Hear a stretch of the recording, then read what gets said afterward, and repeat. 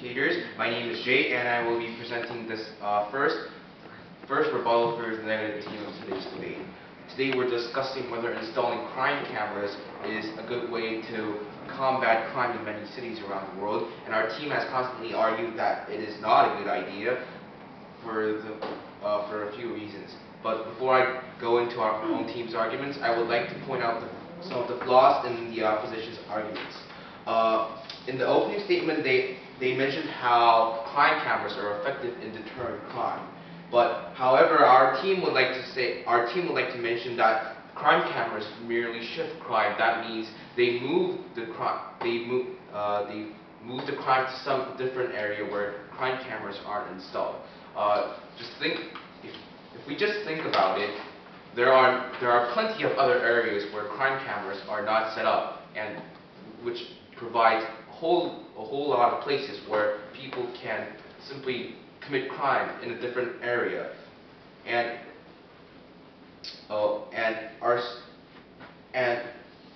regarding their second point about the sense of safety, this is closely linked with their fourth point.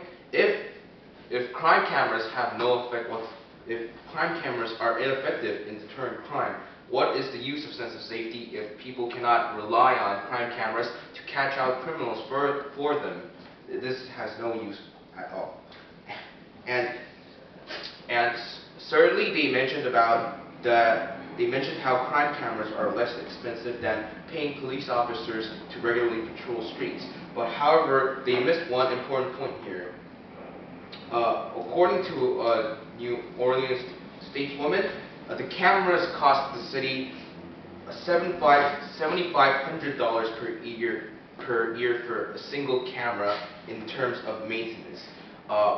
What the opposition team does not understand is that crime cameras require constant maintenance and checkups even after it has been installed once. So in the long run, this calls for much higher costs than simply paying police officers extra to police the streets more often. And finally, they have mentioned how video footage can provide conclusive evidence in courtroom cases, but however, we would like to cite the prosecutors in the city of Baltimore and Chicago, where they have stated that such video recordings are rarely factored in during court proceedings and play almost no part in charging a criminal. And now I'd like to move on to strengthening our own team's arguments by providing some statistics. In regards to our first argument, where saying that crime cameras have an insignificant effect in reducing crime, statistics shows that only 3% of robbery cases in London was solved through CCTV image, and this proves that crime cameras are ineffective in reducing crime rates.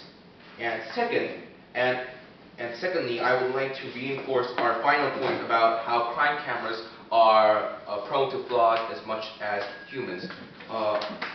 One major issue concerning this is that in most cases the video quality is not good enough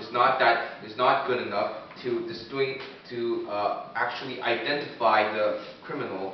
What I mean is that sometimes the video might not work well, or the image might be choppy, or it might not be clear enough to make out a person's face or discern his features. And also, there is always the possibility of a breakdown. If surveillance cameras are broken and they can't get the image and they do not take in the image, then what use are they? Then there's no need for them to be out there if they're not operating normally. And now I'd like to wrap up my presentation. First, we have successfully invalidated their arguments, and their first argument was that crime cameras actually deter crime, but we have rebutted by saying that it only shifts crime to another area. And secondly, since it only shifts crime down to another area, another part of the city, this does not contribute to